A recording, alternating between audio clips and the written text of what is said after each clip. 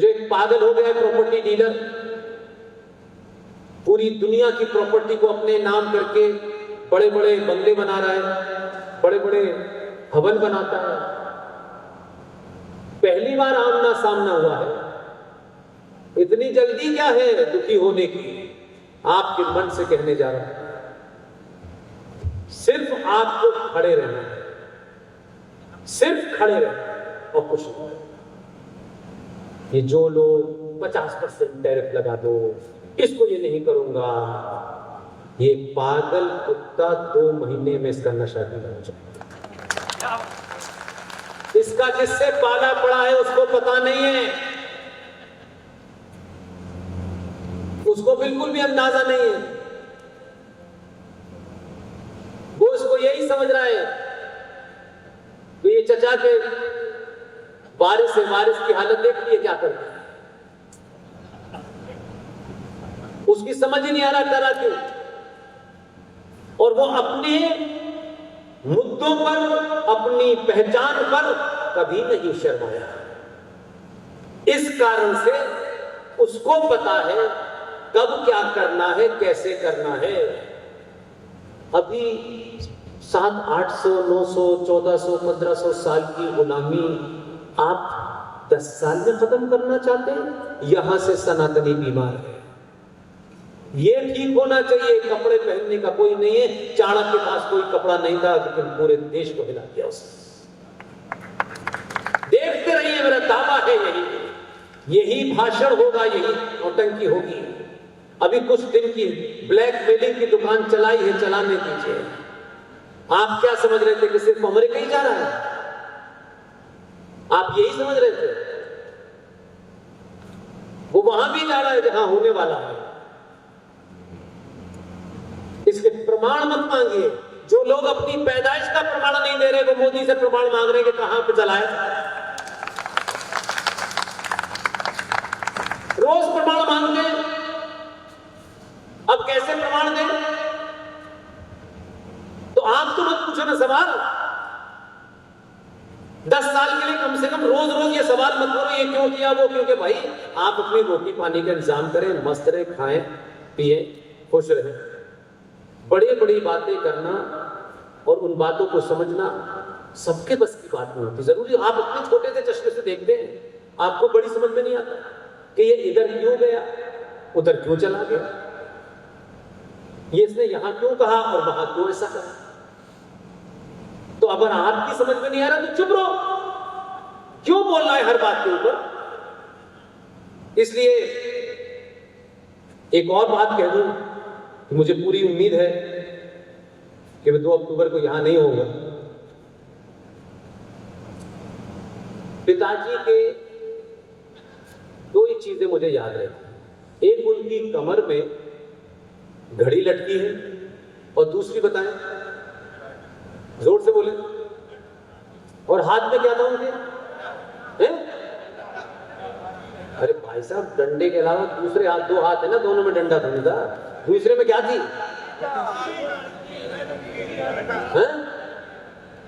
दूसरे में गीता। बताइए नहीं। अब कमाल देखिए, ये अद्भुत है। गांधी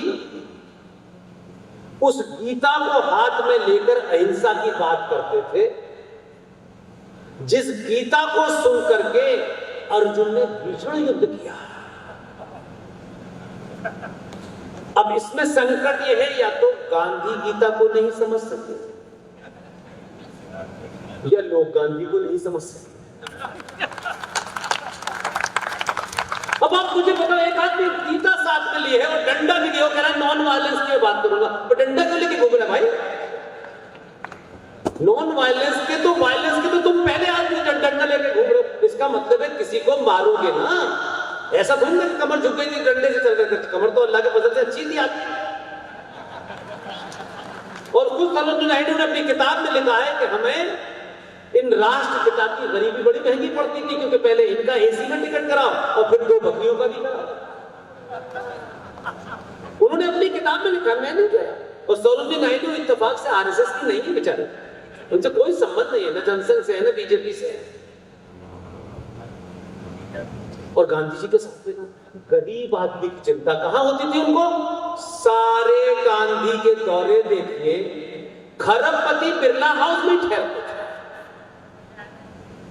जहां गए आहा पैलेस, एक खरबपति जहां ठहरते थे पैलेस से नीचे नहीं ठहरते थे, लेकिन गरीब थे जाए। ऐसा पाखंड तो हमने दुनिया में नहीं देखा, और हमने मान लिया तो कुछ लोग उनको रखना चाहते हैं, यही है। लेकिन मेरा सवाल यहां था कि भारत का राष्ट्रपिता नहीं कोई हो सकता है। मैं किसी के शान में अपमान, किसी को छोटा दिखाने के लिए कभी बात नहीं करता।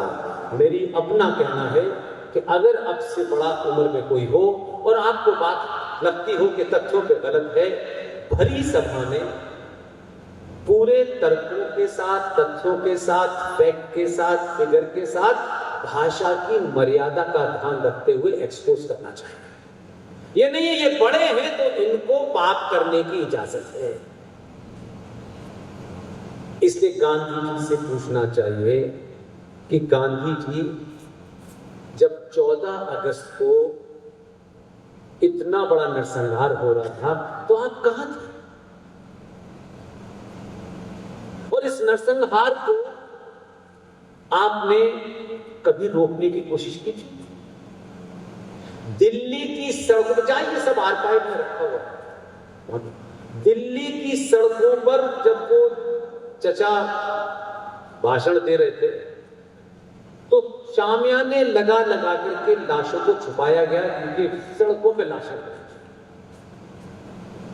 इस देश की तथाकथित 15 अगस्त इतना बड़ा विश्व का नरसंहार, मजहबी नरसंहार हुआ हो, उसको इस देश ने भुला दिया। ये मत बताओ अपने बच्चों को।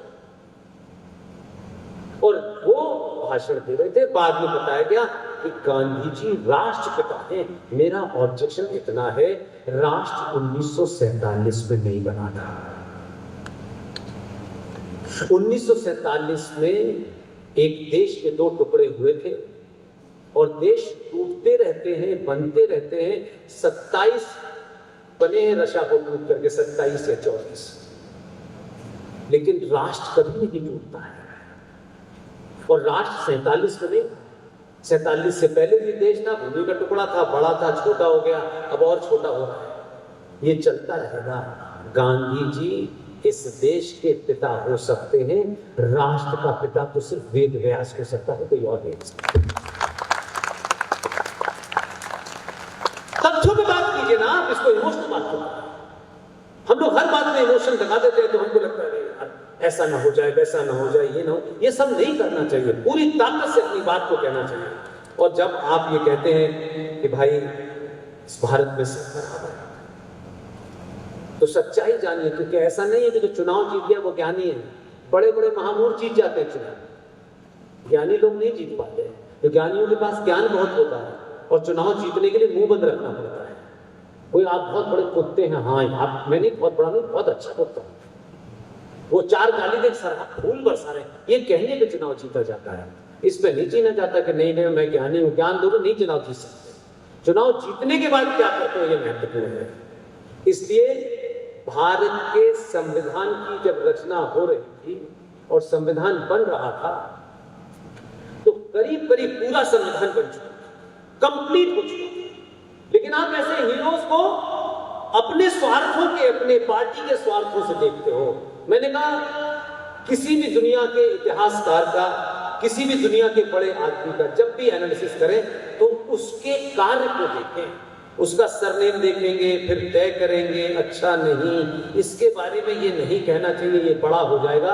हमारी क्या औकात है कि हम किसी को बड़ा करेंगे। इसलिए लोग चले जाते हैं और इसलिए छोड़ जाते हैं कि हम जैसे पागल आ जाते होंगे और फिर बताते होंगे।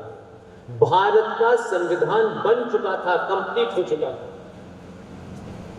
और कंप्लीट होने के बाद जो पहला पृष्ठ है संविधान का, आज भी खरीद लीजिए, उस संविधान के पहले पृष्ठ पर लिखा है इंडिया दैट इज भारत।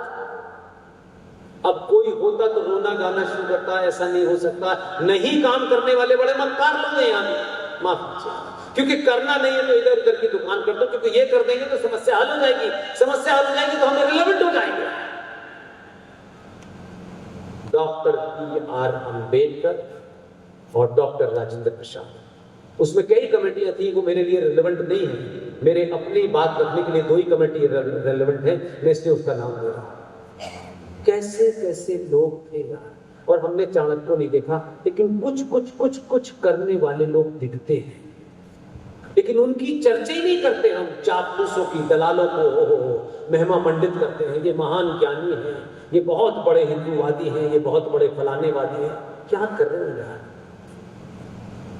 2 आदमी, एक संविधान सभा के अध्यक्ष और एक ड्राफ्टिंग कमेटी के चेयरमैन, इन 2 लोगों के बीच में एक बातचीत हुई। ये आज की जनरेशन को बता रहा होता क्योंकि वो ढूंढने जाकर मेरी कही हुई एक एक बात जाकर के ढूंढिएगा, वेरीफाई कीजिए, और अगर वेरीफाई के सोर्स नहीं मिल रहा है तो मेरे फेसबुक पेज पे मुझे भेजिएगा, और अगर मैं आपको जवाब नहीं दे पाऊं तो मुझे बताइएगा। मैं जिस देश के कोने में होगा वो आखिरी सभा में अपने जीवन की करूंगा, किसी और के लिए कोई एजेंडा हमारा हिडन एजेंडा नहीं है।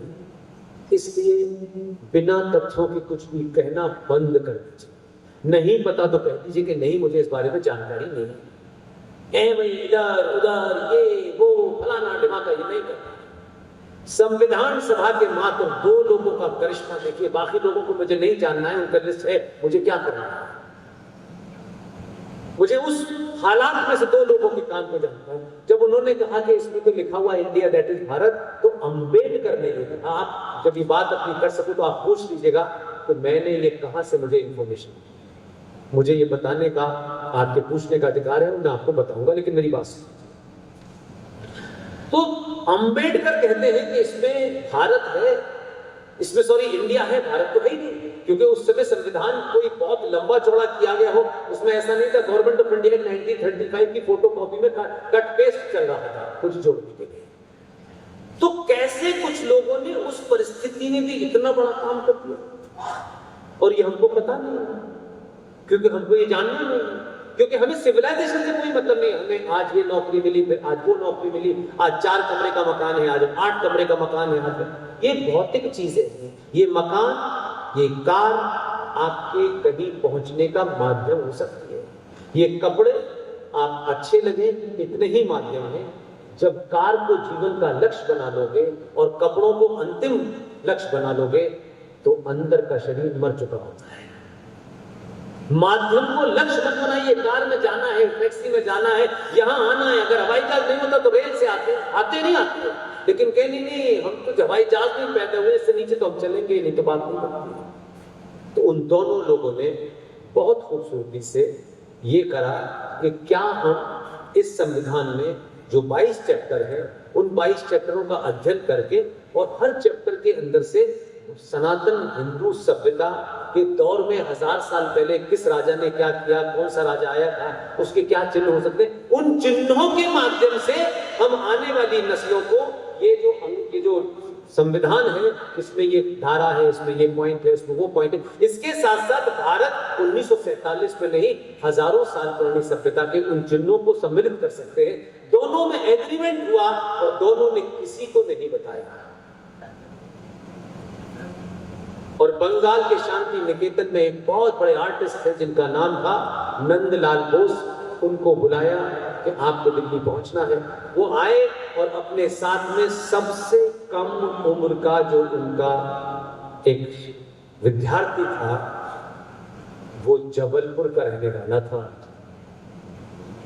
और उसका नाम था राम मनोहर सिन्हा। 21 साल के बच्चे को नंदलाल बोस बैठे, उसमें राष्ट्रपति भी मौजूद थे, अंबेडकर भी मौजूद थे। संविधान दिया, कहा कि समय की थोड़ा समस्या है, समय कम है और इसको सिर्फ आप ही 2-3 लोगों को बैठना है, इसका प्रचार नहीं करना। दोनों लोगों ने इतने अल्प समय में बैठ करके हमारी उस सभ्यता से हमें जोड़ दिया। इस हॉल में मुझे नहीं लगता कि कभी आपकी दृष्टि उधर गई होगी। दोनों ने संविधान के पहले पेज पर जो चित्र लगा है वो किसी आदमी का नहीं है। बनारस में एक ज्ञानव्यापी नाम की जगह है जिसे ये देश अपनी मूर्खता के चलते, दलाल इतिहासकारों के चलते, उस जगह का नाम है ज्ञानव्यापी मंदिर। लेकिन हमारे दलाल लोगों ने जब इतिहास लिखा तो उन्होंने उसे ज्ञानव्यापी मस्जिद बना दिया। जबकि मेरा मानना है कि ज्ञान का मस्जिद से कभी कोई संबंध नहीं रहा। उस मस्जिद के सामने 450 साल से नंदी बैठा हुआ है। उस नंदी की तस्वीर भारत के संविधान के पहले पृष्ठ पर लगी है। अगर ये संविधान की ओरिजिनल कॉपी आती तो आज ये चक्कर नहीं होता कि भाई अब बीजेपी आ गई है तो इसलिए ये हिंदुत्व की बात कर रहे हैं। बाबा साहब अंबेडकर के ऊपर और डॉक्टर राजेंद्र प्रसाद जो शुद्ध रूप से कांग्रेसी थे, कोई ये दाव नहीं लगा सकता था कि उनका हिंदुत्व का एजेंट था, लेकिन दोनों का सिविलाइजेशन का एजेंडा था। उसी संविधान के 5वें पृष्ठ पर भगवान राम, मां सीता और लक्ष्मण की पुष्पक विमान के साथ तस्वीर है। उसी में रानी लक्ष्मीबाई की तस्वीर है और आप मराठी महाराष्ट्र के लोगों उसी में छत्रपति शिवाजी की भी तस्वीर है। उसमें सुभाष चंद्र बोस की तस्वीर है। ऐसे 22 चित्र उसमें लगे हुए थे। फिर जो कहते हैं कि ये संविधान बदल देंगे, आजकल वो लेके घूम रहे हैं। अब वो डायरी है, उसमें घर का पजामा कुर्ता लिखा हुआ है, धोबी की डायरी है, ये पता ही नहीं किसी को, लेकिन वो दिखा रहे हैं कि संविधान है। संविधान किसी भी रूप में छपाओ, पॉकेट डायरी के रूप में अभी तक छपा नहीं। अब मंद बुद्धि है, कौन सी किताब उठा ला है क्या, उसको कुछ पता नहीं है, उसको कोई पकड़ा था वो लगा हुआ।